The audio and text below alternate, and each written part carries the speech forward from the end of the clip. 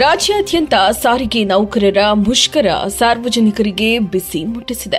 ಅದೇ ರೀತಿಯಲ್ಲಿ ತುಮಕೂರು ಜಿಲ್ಲೆಯ 10 ತಾಲೂಕುಗಳಲ್ಲಿಯೂ ಸಹ ಸರ್ಕಾರಿ ಬಸ್ಸುಗಳು ನೌಕರರ ಪ್ರತಿಭಟನೆಯಿಂದಾಗಿ ಪ್ರಯಾಣ ಮಾಡಬೇಕಾಗಿರುವ ಸಾರ್ವಜನಿಕರಿಗೆ ಸಾಕಷ್ಟು ಸಮಸ್ಯೆ ಎದುರಾಗಿದೆ. ಸಾಕಷ್ಟು ಮಹಿಳೆಯರು, ವೃದ್ಧರು ಇಂದು ಪ್ರತಿಭಟನೆ ನಡೆಯುತ್ತಿದೆ ಎಂಬುದರ ಬಗ್ಗೆ ಮಾಹಿತಿಯೇ ಇಲ್ಲದೆ ಬಸ್ ನಿಲ್ದಾಣಕ್ಕೆ ಆಗಮಿಸಿ ಗಂಟೆಗಟ್ಟಲೆ ಕಾದು ಸುಸ್ತಾಗಿದ್ದಾರೆ. ಸರ್ಕಾರಿ ಖಾಸಗಿ ವಾಹನಗಳ ವ್ಯವಸ್ಥೆ ಮಾಡಿದ್ರೂ ಸಹ ಅವು ಕೂಡ ಪ್ರತಿಫಲ ನೀಡಿಲ್ಲ. ಹಾಗಾಗಿ ಸಾರ್ವಜನಿಕರು ಪ್ರತಿಭಟನೆ ಬಗ್ಗೆ ಬೇಸರ ವ್ಯಕ್ತಪಡಿಸಿದ್ದಾರೆ. ಬಸ್ ಇಲ್ಲ, ಬಸ್ಗಳಿಲ್ಲವೇ? ಬಸ್ಗಳಿಲ್ಲ, ಗೊತ್ತಿಲ್ಲ ನಿಮ್ಗೆ?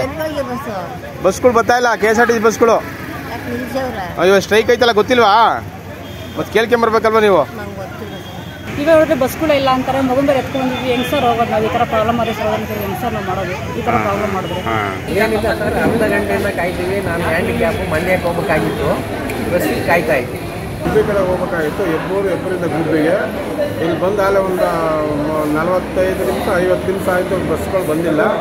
ಯಾಕಂದರೆ ಈಗ ಈ ಥರ ಕಂಡಕ್ಟರ್ ಡ್ರೈವರ್ಗಳು ಈ ಥರ ಸಾರ್ವಜನಿಕರಿಗೆ ತೊಂದರೆ ಕೊಡೋದು ತಪ್ಪು ಸರಿಯಲ್ಲ.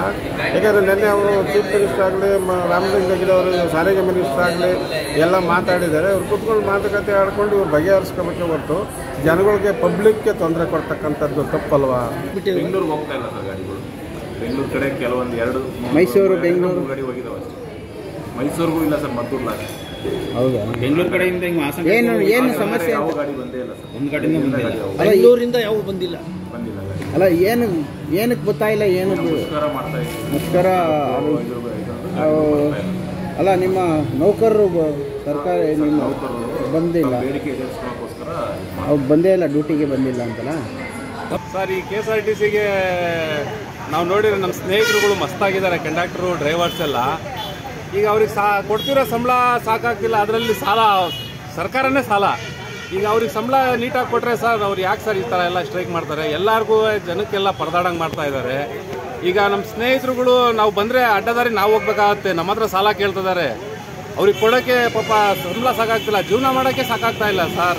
ನಮಗೆ ಸಾಲ ಇನ್ನೆಲ್ಲಿಂದ ಕೊಡ್ತಾರೆ? ಈಗ ಅವ್ರು ಬರ್ತಾ ಇದ್ದಾರೆ ಅಂದರೆ ನಾವು ಅಡ್ಡದಾರಿಲಿ ಹೋಗ್ಬೇಕಾಗತ್ತೆ. ಆ ಪರಿಸ್ಥಿತಿ KSRTC ಡ್ರೈವರ್ ಕಂಡಕ್ಟರ್ಗಳದ್ದಾಗಿದೆ. ದಯಮಾಡಿ ಸರ್ಕಾರ ಇದನ್ನು ಬಗೆಹರಿಸಿ ಅವರಿಗೆ ಅನುಕೂಲ ಮಾಡಿಕೊಡ್ಬೇಕು, ಸಾರ್ವಜನಿಕರಿಗೆ ತೊಂದರೆ ಆಗ್ದಂಗೆ ನಡ್ಕೋಬೇಕು. ಬಟ್ ಸಾರ್ವಜನಿಕರಿಗೆ ಮತ್ತು ಶಾಲೆಗಳಿಗೆ ಹೋಗೋಂಥ ಮಕ್ಕಳಿಗೆ ಮತ್ತು ಪ್ರತಿದಿನ ಉದ್ಯೋಗಕ್ಕೆ ಹೋಗೋಂಥ ಜನಗಳಿಗೆ ತುಂಬಾ ತೊಂದರೆ ಆಗಿದೆ. ಸೊ ಇದ್ರ ಬಗ್ಗೆ ಸರ್ಕಾರ ಗಮನ ಹರಿಸಬೇಕು.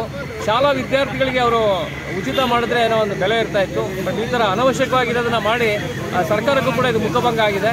100% ಮುಂದಿನ ದಿನಗಳಲ್ಲಿ ತುಂಬ ಜನ ಗಂಡಸರು ಮತ್ತು ವಿದ್ಯಾರ್ಥಿಗಳು ಸರ್ಕಾರ ವಿರುದ್ಧವಾಗಿ ಮಾತಾಡೋದು ನಾನು ಕೇಳಿಸ್ಕೊಂಡಿದ್ದೀನಿ. ಹಾಗಾಗಿ ಸರ್ಕಾರ ಇದ್ರ ಬಗ್ಗೆ ಮರುಚಿಂತನೆ ಮಾಡಬೇಕು, ಆಮೇಲೆ ಎಲ್ಲರಿಗೂ ಕೂಡ ಅನುಕೂಲ ಆಗೋ ರೀತಿ ಮಾಡಬೇಕು.